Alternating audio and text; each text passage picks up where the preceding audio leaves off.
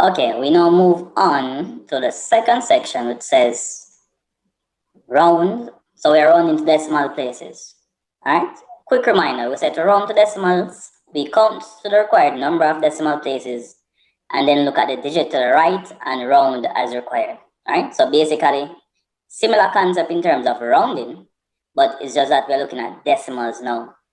And the first question says round the following to two decimal places. Alright, two decimal places. It's going to be in two positions after the decimal point.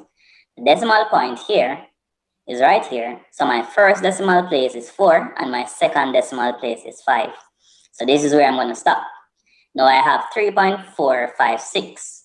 I'm going to have to look at the digit to the right of the 5, which is in the second decimal place. Right, the digit to the right is 6. And the rule says if it's 5 or more, we round up.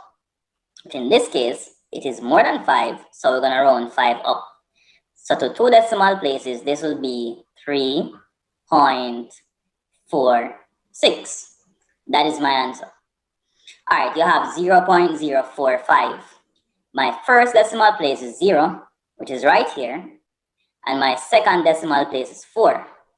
The number to the right of 4 is 5. And the rule again, if it's 5 or more, you round up. So I'm going to round the 4 up. So my answer is going to be 0.05. Now we have 1.9967. In my first decimal place is 9, and in my second decimal place is 9. The number to the right of this 9 is 6. Alright, the 6 means that I round up. But if I round 9 up, it's going to become 10. So I'm going to have to put a 0 here, and I'm going to have to carry the 1 over here. 9 plus 1 is 10. Once again, I'm going to have to put a 0, and I'm going to have to carry the 1 over here. Now 1 plus 1 is 2. So my answer becomes 2.00 to two decimal places. And technically speaking, since D0 doesn't necessarily affect the 2, I could have just put 2 there and it would be correct. So sometimes when you round off, you end up eliminating, for instance, the decimals, even though we are rounding off to two decimal places. Alright, moving to the second set. And what you can do, you can go ahead and pause the video and try these, and then you can check it and see if your answer is correct. It says round the following to one decimal place. Of course, one decimal place, we're looking at the decimal, the first decimal place after the point. Which in this case, if I'm looking at A, 5.86, my first decimal place is 8. The number to the right of 8 is 6, which means I'm going to round the 8 up. So I'm going to have 5.9 to one decimal place. In B, we have 1.296. So the first decimal place is 2, which is what we're interested in. One decimal place, the 9 is more than 5. So we're going to round the 2 up one place. So I'm going to have 1.3. Alright, 12.08, same concept. One decimal place would be the 0 here. To the right is 8, so round the 0 up. So we have 12.1. Moving down, we have 17.95. The first decimal place here is 9. The 5 is 5 or more, so I round the 9 up one place, which is going to give me 10. So I'm going to have to put a 0 here and carry the 1 over here. So I'm going to have 18.0, which could just be written as 18. Okay, alright, coming down now. It says round the following, and then again we get a bit more specific here. Round the following to the nearest thousandth. Alright, that's an important term there. So let's look at the number. We have 34.7687. What number is in the thousandth position? My first position after the point, which is 7, that's a tenth. The 6 is in the hundredth position, and the 8 is in the thousandth position. So that is the number that we're interested in here, the number 8. Alright, look at what I'm going to do.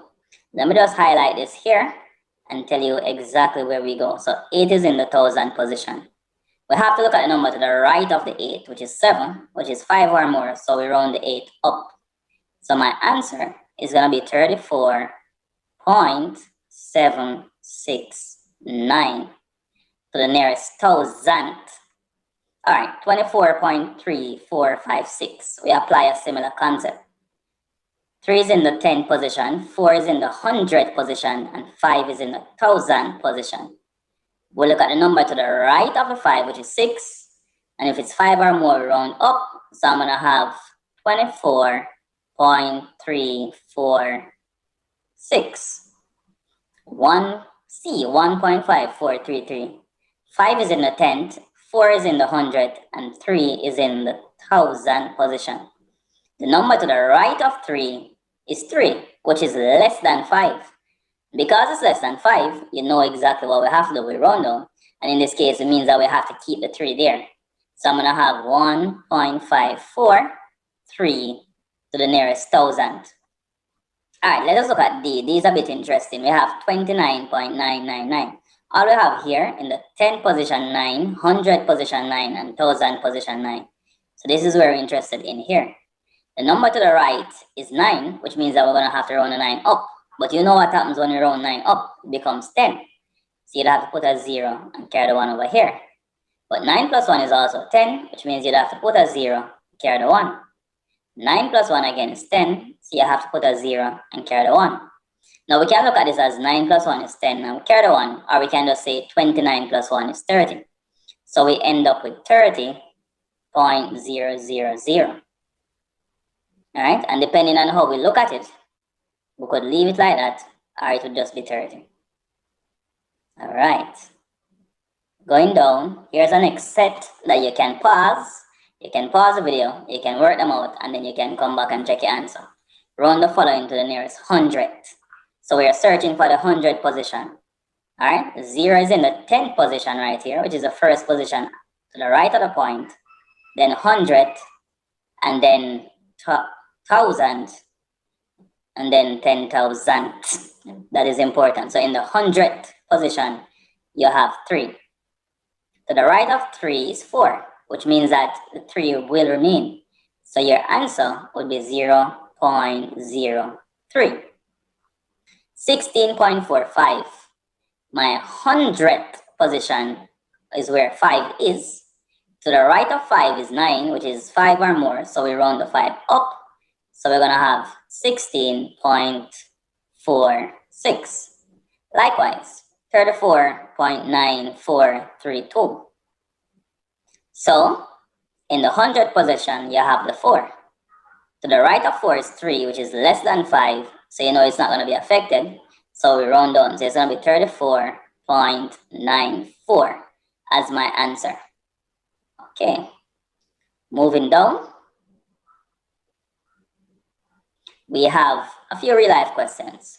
It says a pound of yam costs $3.25. What's the cost for 1.5 pounds? Now what you're going to have to do here is to take the cost for 1 pound and multiply it by the required number of pounds that we have. Now of course you can use, we're not going to be doing it the long way, because we're not really interested in seeing how you work this out. We're just interested in seeing what happens or how you manipulate the question. So I'm just going to quickly plug this into my calculator. It's 3.25 multiplied by 1.5.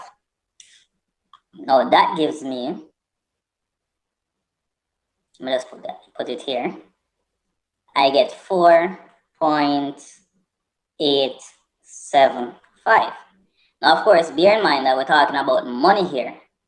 And of course, money is only valid to 2 decimal places, as because, you know, there's no smaller unit than cents, and 100 cents makes $1. So it means that this 5 right over here is not required any at all.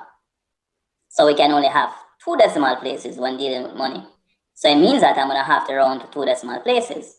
Or in other words, I'm going to have to round to the nearest hundredth. It's the same thing. So in the 100th position is 7.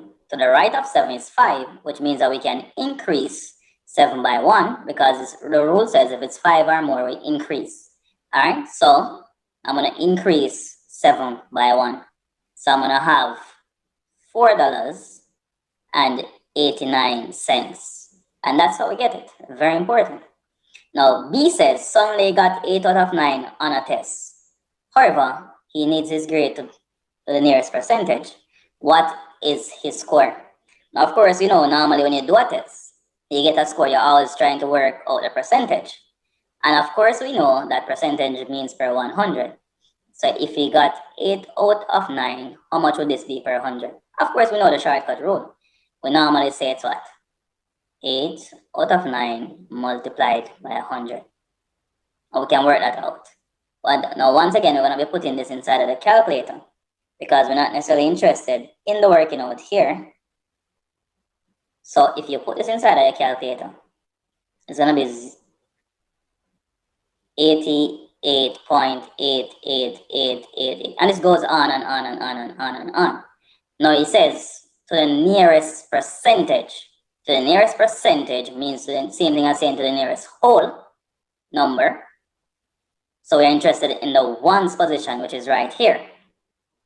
Now to the right of this 8 is 8, which means we're going to have to round it up by 1 position. So technically, this is just going to be 89 to the nearest percentage, which means to the nearest whole number.